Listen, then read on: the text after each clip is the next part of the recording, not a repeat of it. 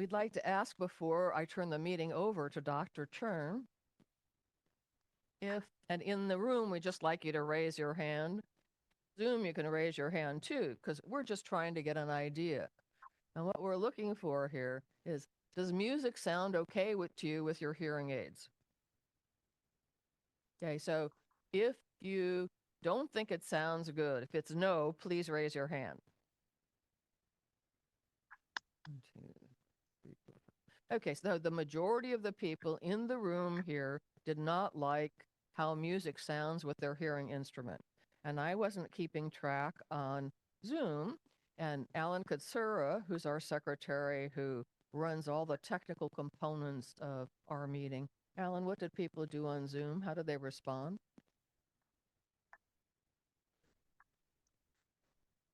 Okay, not very many people engaged in that question on Zoom.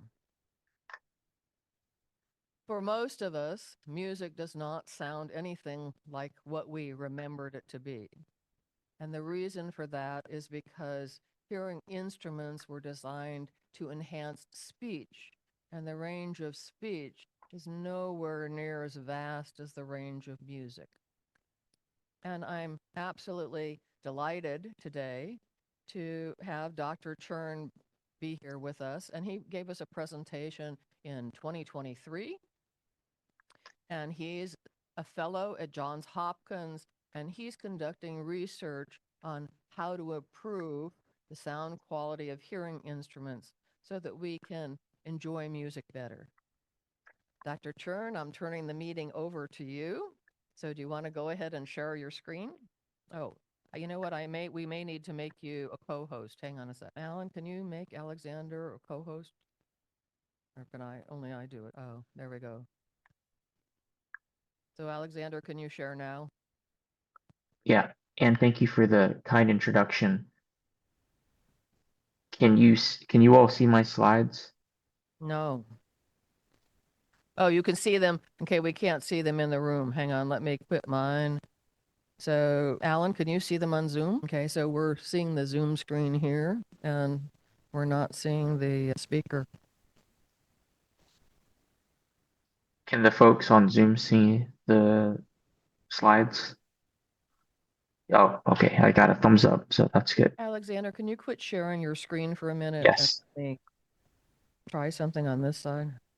Okay. Speaker. Yeah, but I don't have that today. Yeah. So, Alexander, I just made you a co-host. Try and share your screen again, and let's see what happens. Oh, it's coming. Okay, perfect. That better? Yeah. Okay. Good morning, everyone. My name is Alex Chern. I'm a fellow in otology and neurotology at Johns Hopkins. That means I do ear surgery and school-based surgery. And thank you very much for the very kind introduction for inviting me to join you all. It's really an honor to be here and talk to you. In case there are any technical difficulties regarding captioning or anything, please let me know. I use the specific PowerPoint template provided so that there's a block on the top of the screen at which the captions can appear. And I think out of behind Anne's shoulder, I think I can see that that's working okay. Perfect. Great. So I wanted to give a talk today about music enjoyment and different hearing related factors that contribute to it. Now, you all might have been involved in this study a little bit already, so thank you again for that. So first I'll start with my conflicts of interest, of which I have none. And I'm just going to give some background about me. Some of you may have seen this already because you've heard me talk a year ago. But for those of you that don't, I can just share a little bit of information about me, which can help you all understand why it is I'm doing this research and other things that I have in common with you all. So I grew up in Jacksonville, Florida. I had hearing loss from quite a young age as well. I received my first hearing aids at age 7, and I also grew up playing the violin. I stopped wearing hearing aids when I was 18 for no reason other than I was a dumb adolescent and I didn't think I needed them. That's me and my mother when I was a kid. That's me playing in an orchestra when I was younger. I attended Yale, and at Yale you can audition with faculty at the School of Music, which I did. And I studied with faculty at the Yale School of Music, and that was a great experience. I went to Vanderbilt for medical school in Nashville. I actually got hit by a car, but the bright side of that was in my year of recovery, I started working with Dr. Raina Gordon in the music cognition lab, which was very foundational for my career and my interest today. I really was able to rediscover my love for music. I didn't really play a lot of music my first few years of medical school because I was very busy, but I was able to really listen to the pieces that I really loved when I was younger and also play my violin again. I started wearing hearing aids again at the recommendation of one of my mentors, and that obviously has been life-changing for me again. That's me outside exactly where I was struck by a car. That's me playing a duet with my friend who's here. I did my residency training in otolaryngology head and neck surgery, which is a fancy word for ENT surgery at New York Presbyterian Hospital. It's a combined program with Columbia and Weill Cornell in New York City. I did a lot of research looking at the association of age-related hearing loss and cognition with Justin Golub. You all may know this is a very hot topic these days, as well as hearing loss and music appreciation with Nil Alwani. This is me with some of my mentors at a meeting. This is me with Dr. Justin Golub holding my favorite ear instrument, the rose and needle, in the operating room. This is me with Dr. Nil Alwani presenting a poster at a conference. As Anne mentioned, I'm currently a fellow in otology and neurotology at Johns Hopkins University.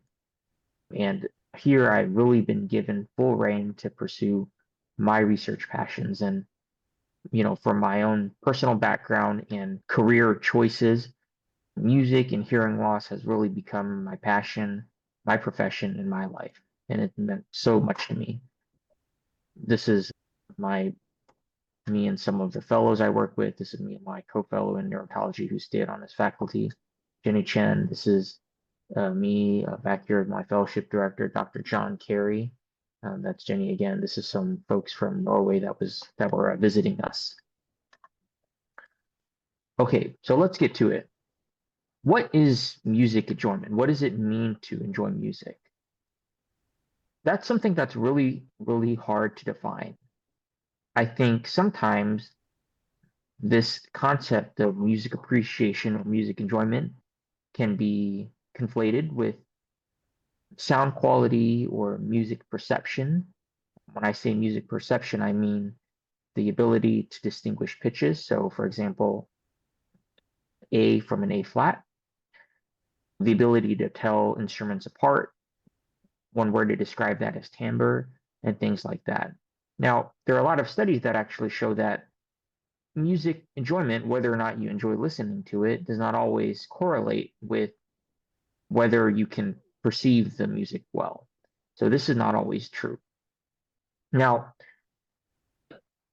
the word music enjoyment is very hard to define, like I said. There are a lot of issues with semantics and terminology.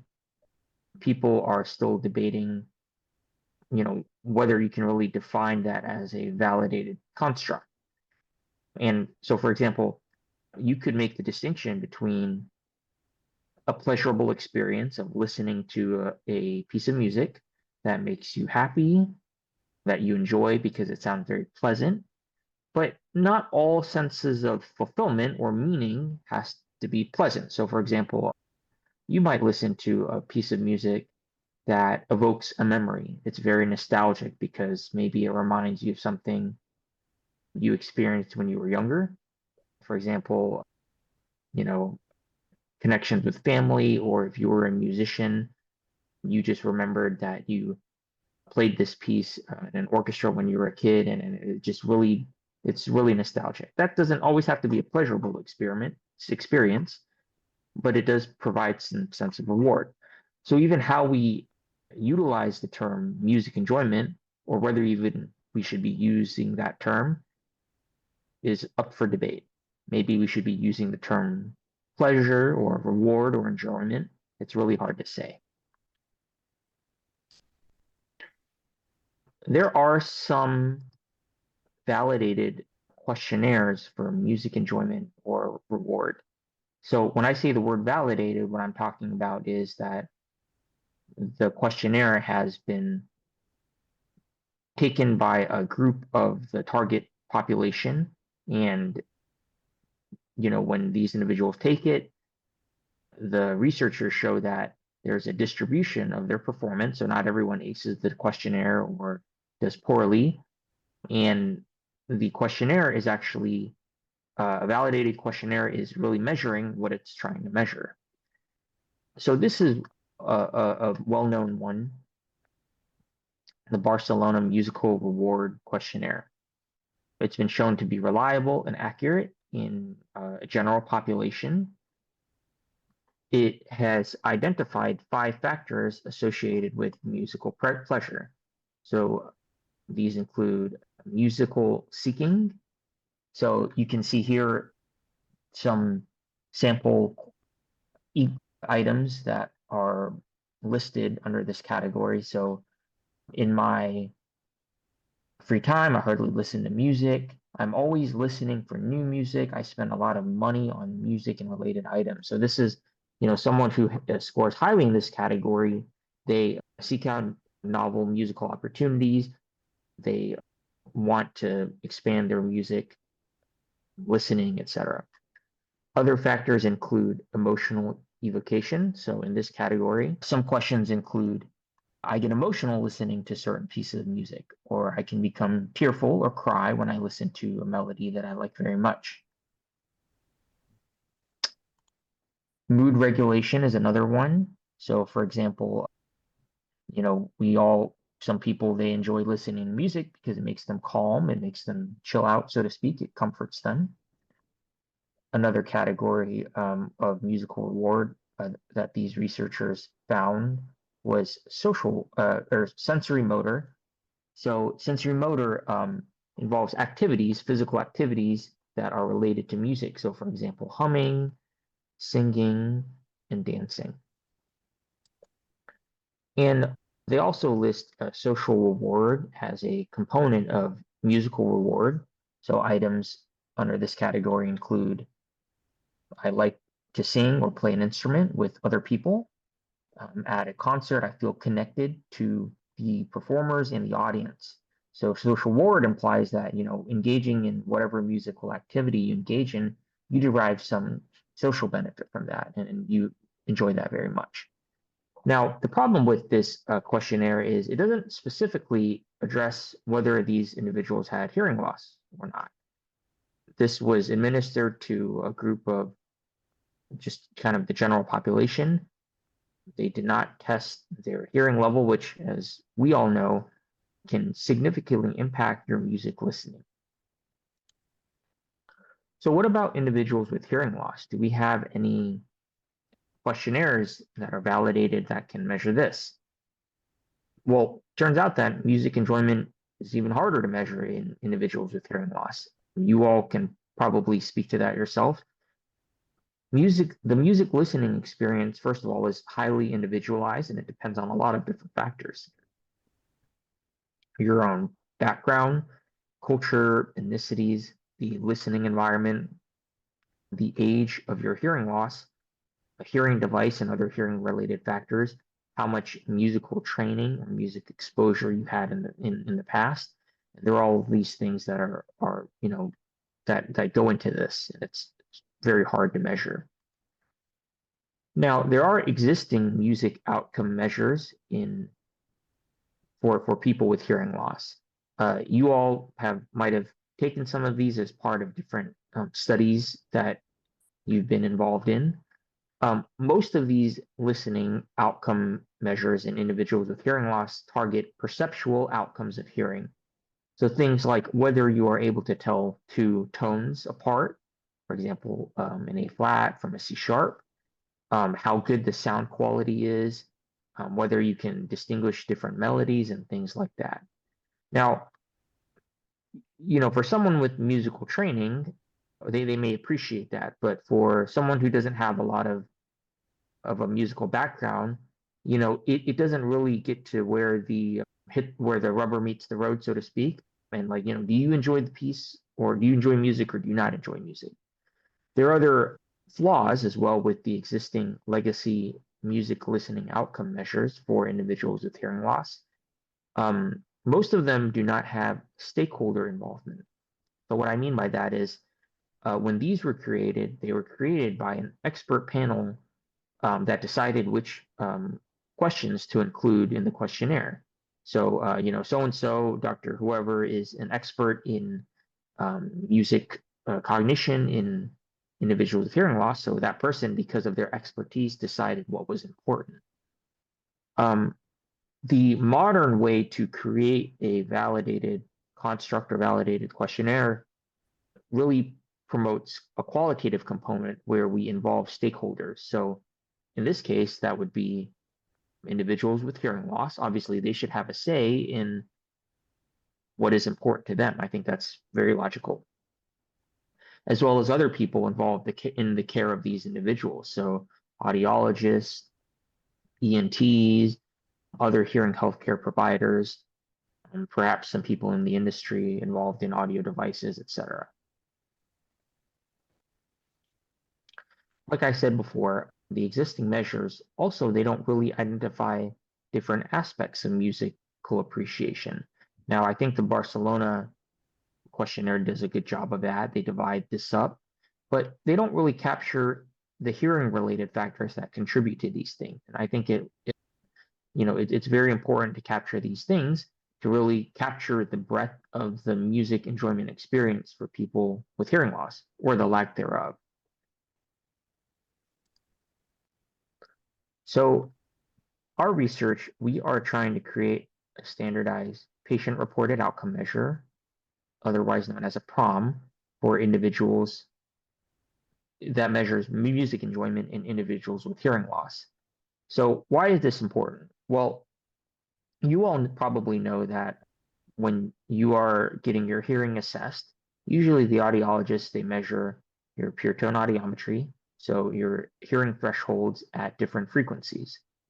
They also measure speech recognition, so the percentage you get correct responding to these, when the audiologist says bisyllabic words, you respond, you repeat the word, and your score is what percentage they get right. For cochlear implant users, they may have even more sophisticated speech recognition tests, so speech and noise, etc. And they also do some tympanometry, which is kind of a measure of your middle ear health. They don't really do much more than that. There aren't really necessarily functional outcomes of hearing, which is something that is, I think, very important. And I think that's something that the NIH, and specifically the NIDCD, which is the National Institutes of Deafness and Communication Disorders arm, they are really pushing for these functional outcomes of hearing so we can really better measure it in individuals with hearing loss. Because how do we really improve these functional outcomes, for example, music enjoyment, unless we really define them? So my study, we're taking both a qualitative and a quantitative approach. So the qualitative approach is we're really trying to better define what these different domains constituting music enjoyment are, and we're also trying to identify different hearing related factors that contribute to this. And ultimately, we are basically interviewing a lot of individuals, participants across a spectrum of hearing loss, different ages, different backgrounds, socioeconomic statuses, cultures, and we're really trying to capture the breadth of the music listening experience. And using that interview, we can really nail these things down. Then we will generate an item bank to generate question items that might be part of this questionnaire. And this item bank, we will then psychometrically validate, which means to establish that these items measure what they claim to measure, and create an instrument. Not like a musical instrument, but when I say an instrument, I mean like a questionnaire that truly measures music enjoyment in individuals with hearing loss. Um, we have a multidisciplinary team consisting of audiologists, um, music cognition experts, individuals with hearing loss, ENTs, etc. And we are really, you know, going full steam ahead with this research. So I'd like to share some of the data that we found. So I will be providing some case examples across a spectrum of hearing loss, and these are just specific examples I've picked. The nice thing about doing these types of qualitative studies is even though you may not necessarily have the sample size, so a lot of people that you're testing, you get great depth and you really, really, really learn a lot from each individual, which I really like. And you'll see how the music listening experience is quite different across, everybody. So this individual, participant ID HL013, is a student. This individual is 21 years old and was diagnosed with hearing loss around 15 to 16 years, but it was suspected that this person had a congenital hearing loss since birth, but was just diagnosed late. This individual did not want to use hearing aids due to stigma until about 1 to 2 years ago. So this person went through most of their life without hearing aids. However, now this person feels like hearing aids really help with communication. You can see this individual's audiogram here.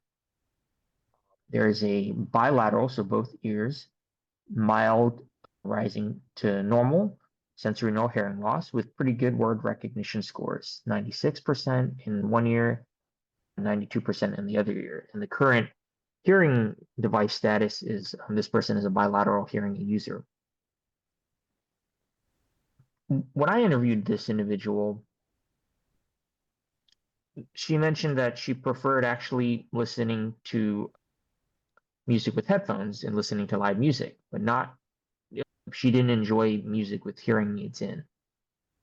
She didn't really notice a big difference in music enjoyment before or after hearing loss, had some musical training, but still really experiences a wide variety of emotion with music listening.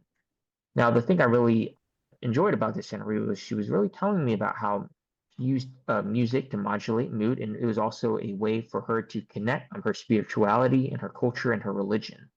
So here are some key points highlighting how music was important for her cultural and spiritual connection.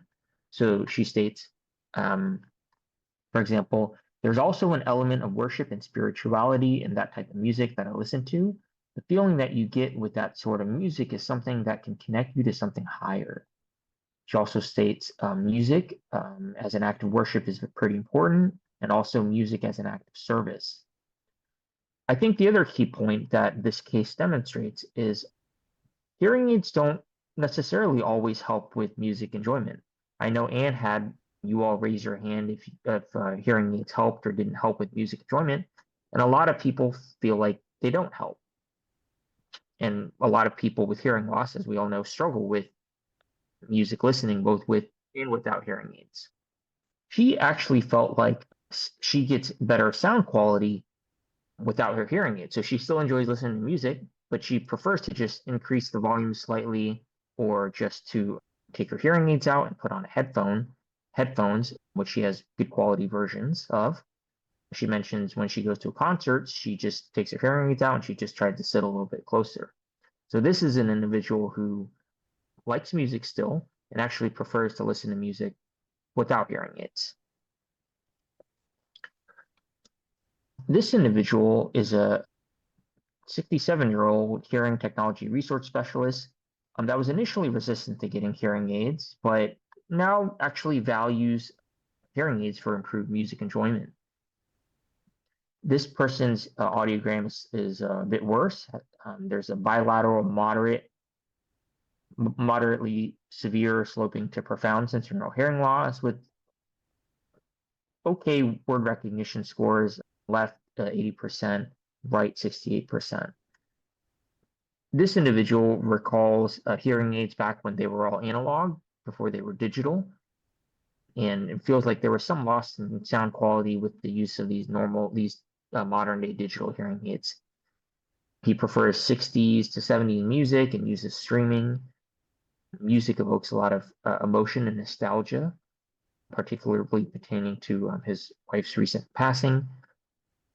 This individual does feel like hearing aids provide improved music enjoyment, but for a different reason. For him, he says, I do think the hearing aids help because my loss is severe to profound, and I otherwise would have to listen to music very loud. He also points out that he has more of a high frequency hearing loss, a relatively high frequency hearing loss, and he feels like with the hearing aids, this is normalized across a balanced function. If you just increase the volume on your speakers or your headphones, everything would increase, not just the targeted frequencies that there is a relative amount of hearing loss. So for this individual, he enjoys listening to music through his hearing aid, not because of the sound quality necessarily, but because it lets him hear the music, but in a balanced way. As I'm sure that some of us can also relate to, music for him has an emotional impact and evokes nostalgia, as I mentioned, given that his wife recently passed away, and when he listened to his songs, certain songs, they remind him of her. And these are some key learnings that I learned from this participant. We're going to go to some cochlear implant users that totally have different listening experiences.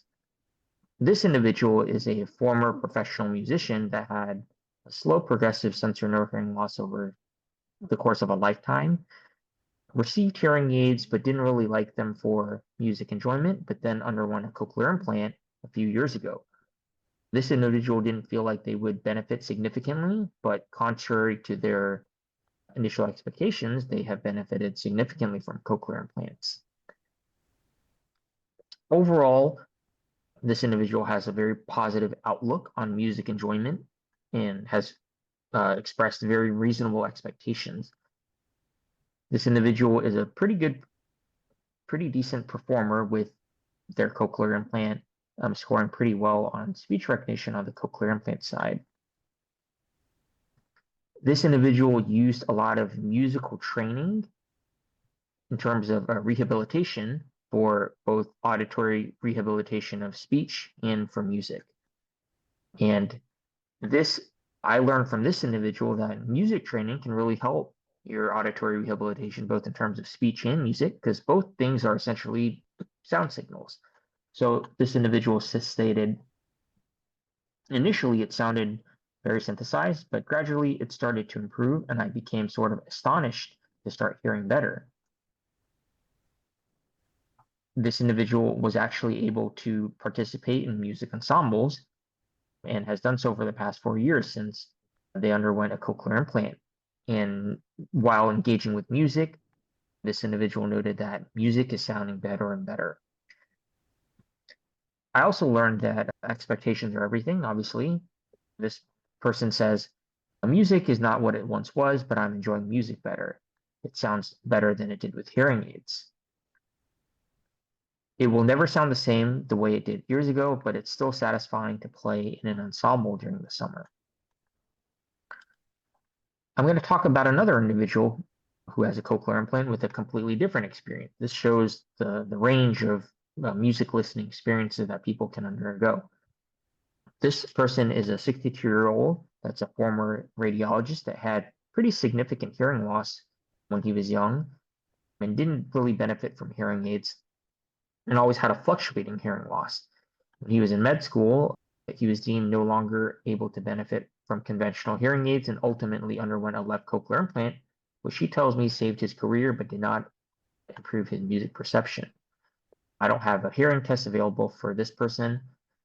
He mentioned that music was never a big part of his youth, but he enjoyed rock and roll and some jazz, mainly because his brother was a trumpet player and played a lot of jazz, and he found this to be a way to connect with his brother. He doesn't like music at all. He finds that music is not enjoyable due to its noise-like quality.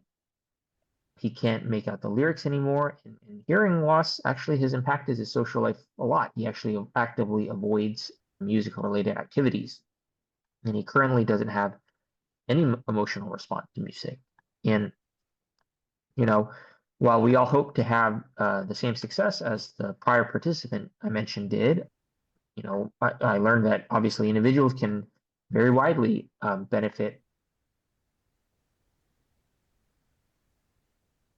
This person was not a good responder to their cochlear implant, probably for a variety of factors. And as you can see, hearing loss can both positively and negatively impact social reward from musical related activity. So, like I mentioned, this individual, he says, my brother on the trumpet played a lot of jazz, so I learned to like it. I could ask questions.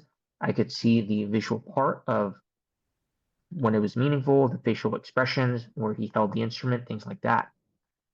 After his cochlear implant, he states, we never went to concert with friends. We didn't plan activities that were around music. We avoided it because it made me more difficult to carry out a conversation. Now, some of the examples that I showed pertaining to individuals with hearing aids actually kind of is supported by some of the research I've done, where we found that increased severity of hearing loss is associated with decreased music enjoyment. I think that's a pretty logical conclusion. Hearing aids, they may benefit music enjoyment in the right people. Not everyone, as you all can attest to, but in some individuals. And this is by no means representative of everyone, but these are some findings we found and some trends we've identified. Again, there are outliers, and not everyone falls into these categories, but these are some findings we had. We found that hearing aids particularly benefit those with kind of a more moderate to moderately severe sound. This is similar to the second person that I talked about, where part of being able to enjoy music is just to being able to hear it across a balanced sound. These people are often aware that maybe the sound quality isn't as good, but they still get some clarity and they enjoy it still when they can hear it across the balanced way. Those with a mild hearing loss, like the young person that I mentioned first, a lot of times they may just prefer to take their hearing aids out. I actually have this experience whenever I play my violin.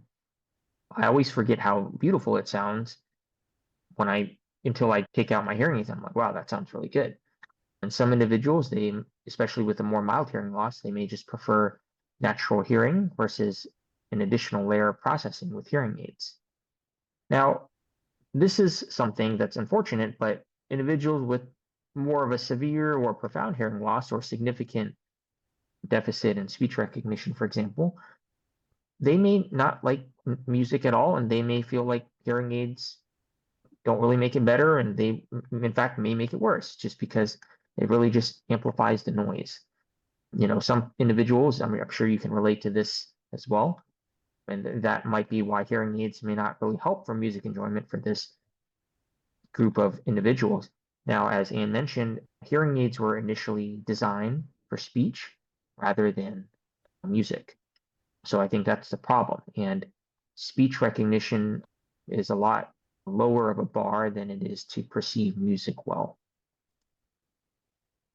So I highlighted these individuals really to demonstrate that individuals with hearing loss have a wide range of music listening experience.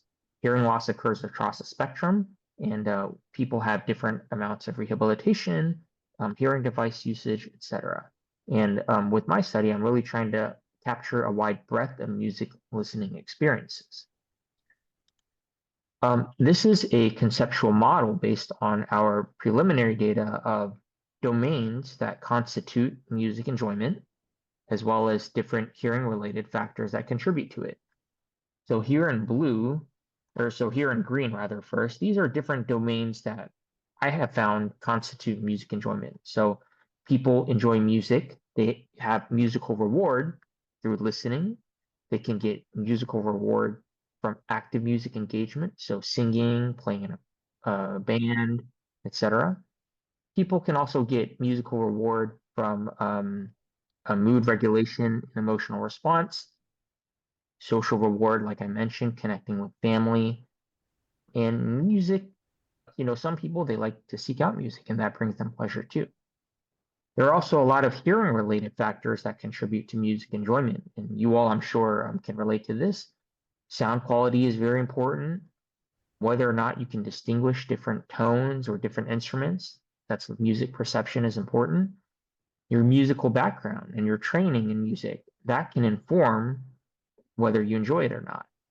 Different musical preferences, obviously, some people they find that, they like just kind of easy, smaller ensembles. Other people, maybe who have less of a hearing loss or normal in hearing individuals, they can listen to heavy metal and rock and roll and they have no problem with that.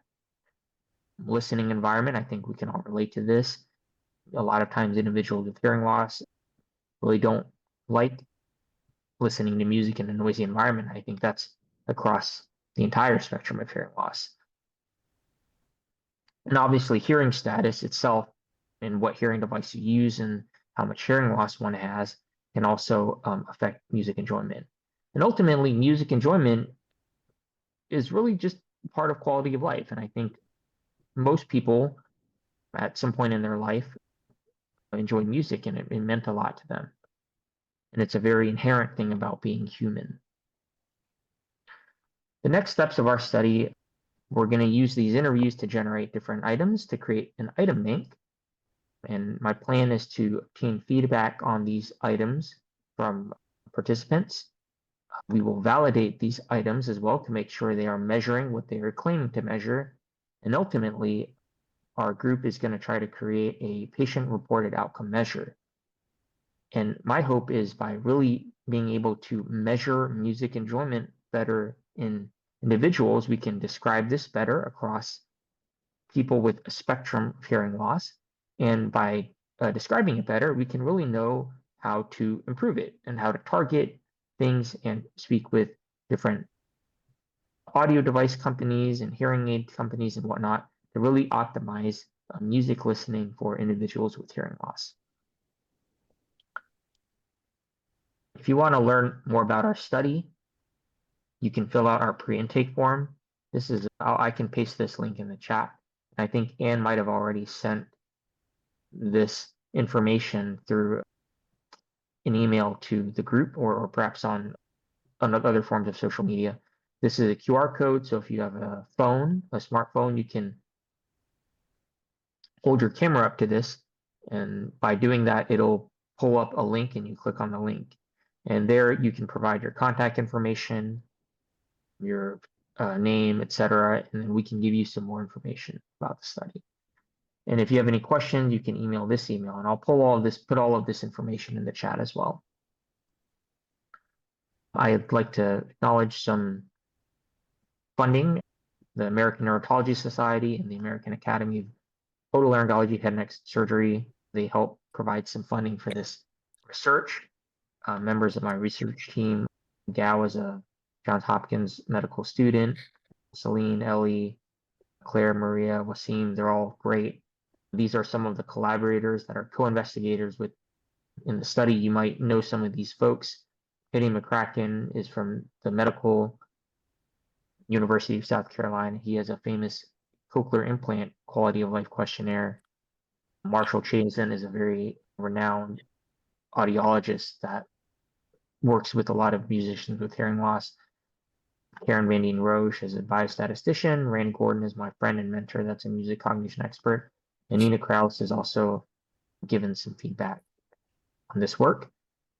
She's at Northwestern and is also a well-known music cognition scientist.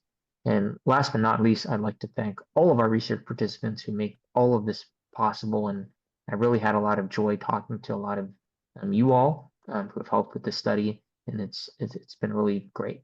So now I'll take any questions, and thank you again for listening to my talk. Thanks so much for allowing us to experience what you actually learn doing your research. As individuals, we don't really have any idea what you learn about us. We don't have, we know that we're different because of what people we know say, but seeing the examples that you gave, I think really brought everything home about how beneficial it is for you to hear our stories. And so Mm-hmm. for those of you who are in Zoom and those of you who are in the room, every time I post a research study, please take the time to think about how much you could be contributing not only to yourself, but to everybody else who comes behind us. Okay, so in the room, we have people walking around with microphones. And for those of you who are on Zoom, please raise your hand if you have a question. And Alan says, I think we have a question on Zoom.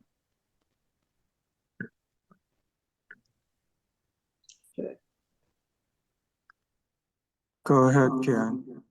Oh, hi. Yes, my name is Ken Peters. I live in Los Altos. I'm a member of the HLAA Peninsula chapter. Thank you for your excellent presentation, Dr. Chern.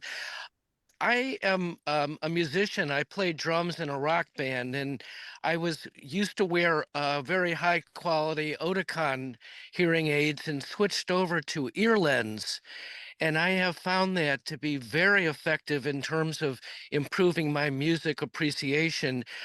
It seems like the mechanism of ear lens is not an amplification of sound, but actually sending radio frequency pulse to the tympanic membrane directly and stimulating it, and it really increases the higher frequency notes and also really improves music appreciation. Do you have any experience with ear lens? So I have never tried that myself. I think I have heard that some people have had similar experiences with that, with this device, and have, really liked it for music listening. So, it sounds like you have benefited a lot from that. So that's really amazing. And I can imagine as a musician, that's probably done a lot for your quality of life and being able to continue to do something you love, which is to play music. Yeah, it's been wonderful. Thank you. Yes. Of course.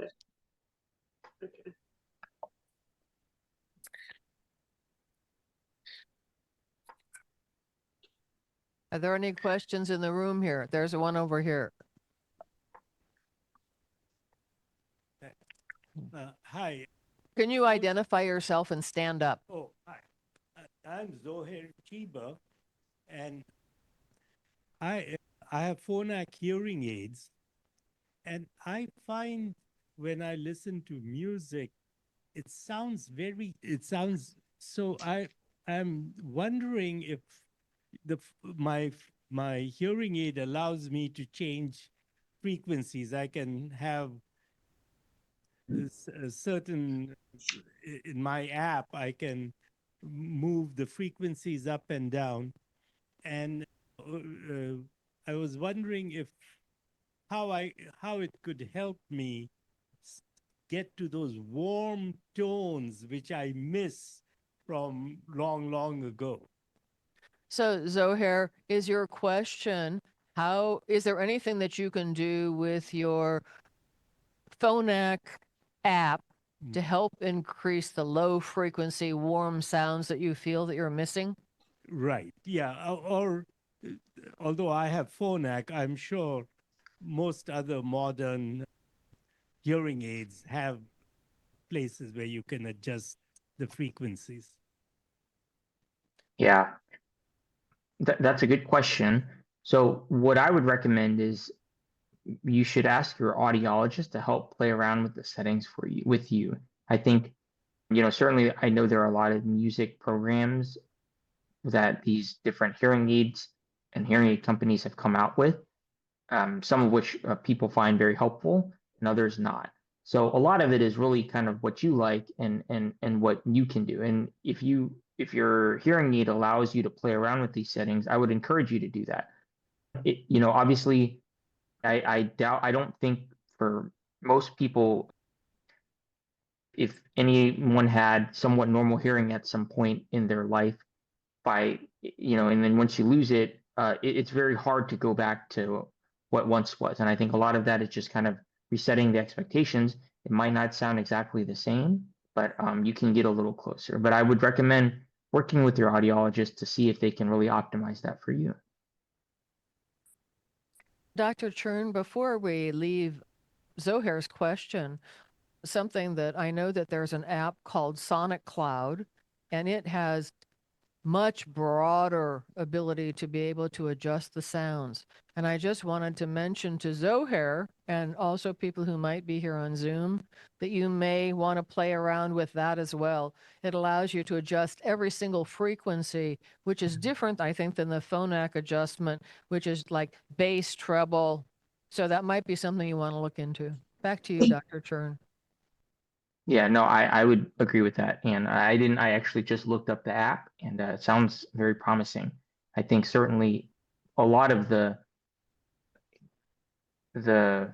restrictions that hearing aids have for music listening are there inherently because they were intended to help improve speech recognition. So for example, the compression where loud sounds sound quieter and then quiet sounds sound louder, and everything is just kind of squished. The original intent for that was then, we could hear people whisper a little bit better. But music is a very dynamic thing. So obviously we don't enjoy it as much if the volume always sounds the same. So that's just one example. But yeah, I would encourage you to, there are a lot of new apps and things like that and new technology. So getting savvy with these things, I think would definitely be worth a shot. So Larry Gutterman, who's the founder of Sonic Cloud, is a musician and a filmmaker, and that's why Sonic Cloud was developed to enhance his ability to hear better. So we have two questions in the chat. Alan, do you want to take those? Okay, Jane. Okay.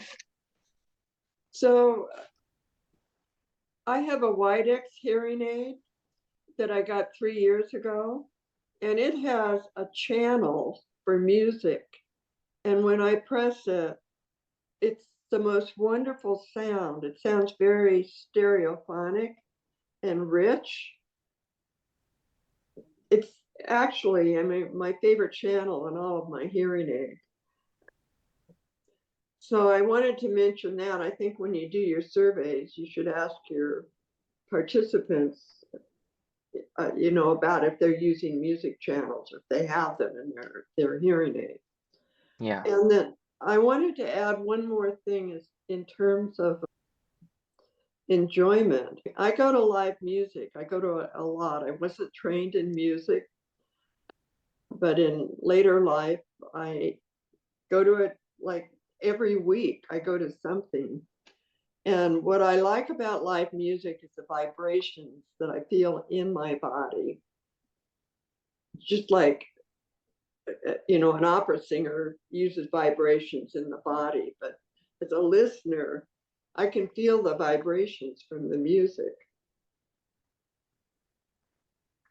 Yeah. Thank you. Jane, thank you for that input. I think we do have a question regarding whether or not there's like a music listening program or channel in the hearing aid. So you validated that question for us, so thank you. I think you make a good point about the vibrations bit. There have been several people that have mentioned that specifically. I've thought about it, and I am trying to really figure out how to really put that to words. Like what does it mean to hear the music vibrating? So your statement makes me think about that some more. So I would definitely like to look into that some more and ask them, inquire about that some more. And certainly that's definitely a reason for enjoyment, especially in a live setting. Yeah, and especially in opera, Mm-hmm. because you feel the emotions of the singer. Yeah. So Alan, is there another question on Zoom? Yes. I have another question. Thank you. So I want to know, is there any new developments with AI? It seems like a lot of the hearing aids are using AI now, and the problem that I see is that, like, if you evaluate like hearing tracker, they're evaluating the sound of these new hearing aids for hearing, but there's never any evaluation for music. And I wanted to know, like you can hear sound and noise of all the new hearing aids with AI, but I want to know when they're going to start instituting, music appreciation as a way of evaluating them. That's a good point. To be honest, I don't know. I'm not involved in any hearing aid companies, so I don't know exactly what they're doing.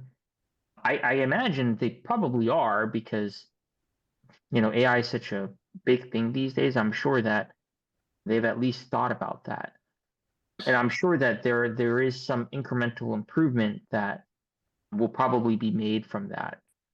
I think part of the problem, like I mentioned, is that even with AI, it's not a one size fits all solution, right? Like you would have to know the individual, the phenotype of that specific individual, and all of the factors that this person is maybe lacking in terms of their music enjoyment to really take advantage of that. Then you can propose an individualized solution for that person. That in itself is hard too, because that's what we're trying to do essentially with our study. I bet you people are doing that, and I'm also curious to see what people will come out with, but I don't know the answer off the top of my head. Thank you. Ken, I have something. Have you thought of letting Hearing Tracker know that you would like to have them do some reviews on music with hearing instruments? No, I haven't. It's a good idea, though. I'll do it. Thank you. Alan, anybody else on Zoom? We have a question here. We have a question in the room. I'm Marlene Muir. I have a cochlear implant. And, when you get a cochlear implant, you have to learn to hear again. And I was wondering if any studies have been done for learning music.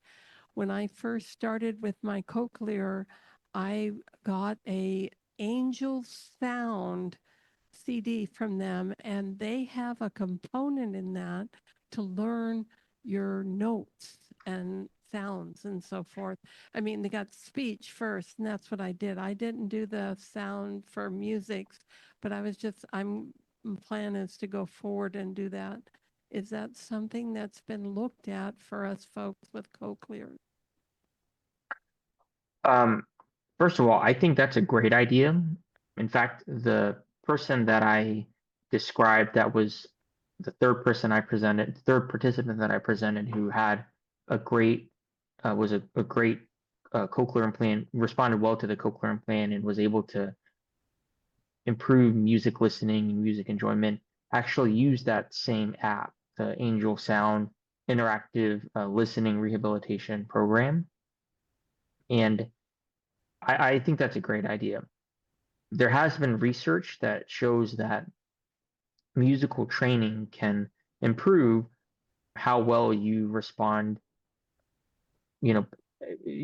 Incorporating musical training as part of auditory rehabilitation is generally good for cochlear implant users.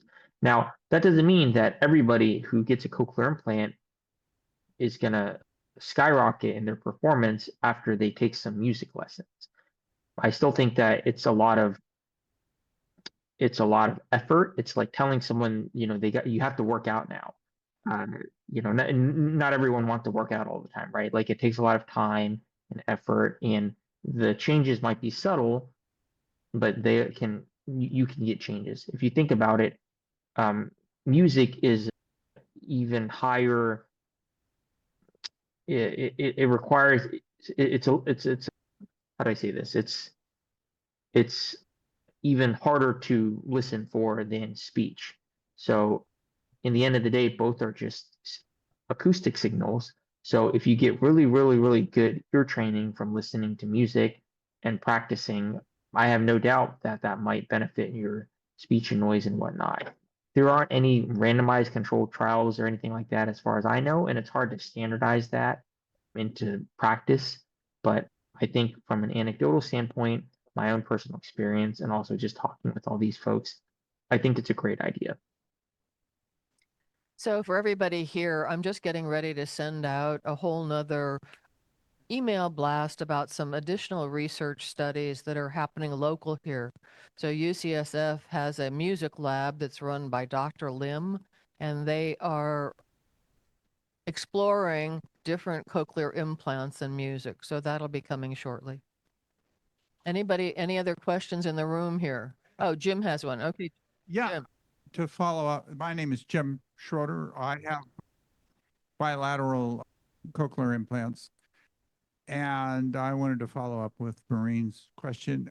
What I have done, first of all, I can only discriminate between 3 halftones of music, but I found that as part of my rehabilitation, I study songs.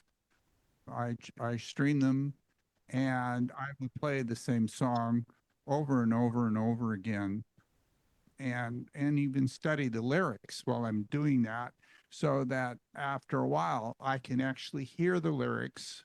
It's not that I've memorized them, I can hear them, where I couldn't when I first started that song. And I think my brain actually fills in some of the notes that I can't actually hear. And so it's interesting because when I hear a song that I've actually studied, I hear it very well. But if I hear a song that I haven't studied, I don't hear it nearly as well. Thank you for sharing that experience. I think that makes a lot of sense. I'm curious, are these songs that you study familiar songs that you knew from before your hearing loss, or are they songs you've never heard before and you're trying to learn? Yes. Both? They're both. Oh, okay, okay. Great. I think that's a wonderful idea, and I think that makes a lot of sense too, for sure. You know, the killer is how much work it takes. I'm laughing about when you said like exercise, like my physician keeps telling me I need to do more strength training, right? But to go ahead and do that is a whole nother thing, right? So another question here in the room. Are there any more questions on Zoom? So Dr. Chern, there are no more questions for you. And as always, it's wonderful to see you, and it's exciting to hear about your research. And hopefully some of the people who've participated today will contact you on our MailChimp when we send it out. I can see when people click other links that I provide, and I did see that some people clicked on that. So hopefully you'll have a flock of new people who contact you. For sure. And thank you again for the warm welcome. And I always love chatting with you all. So it brings me a lot of happiness. So thank you for the invite. And I hope you all are going to have a good weekend. And thanks for letting me present today. Thanks very much.